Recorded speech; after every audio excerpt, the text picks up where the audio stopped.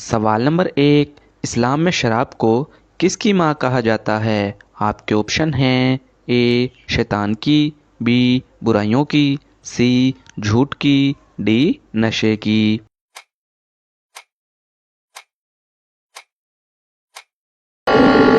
सही जवाब है ऑप्शन बी बुराइयों की। सवाल नंबर 2।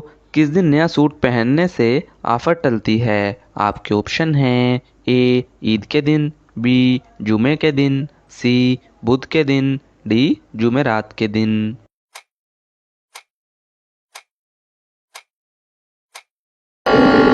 सही जवाब है ऑप्शन ए ईद के दिन। सवाल नंबर 3।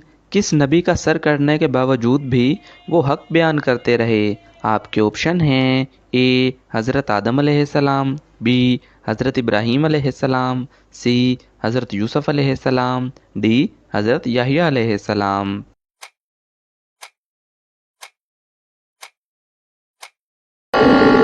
सही जवाब है ऑप्शन डी हज़रत याहिया अलैहिस्सलाम। सवाल नंबर 4। दुनिया में कौन सा काम करना जन्नती हूर का हक महर है? आपके ऑप्शन हैं ए माजूर की मदद करना, बी यतीम की मदद करना, सी मस्जिद की सफाई करना, डी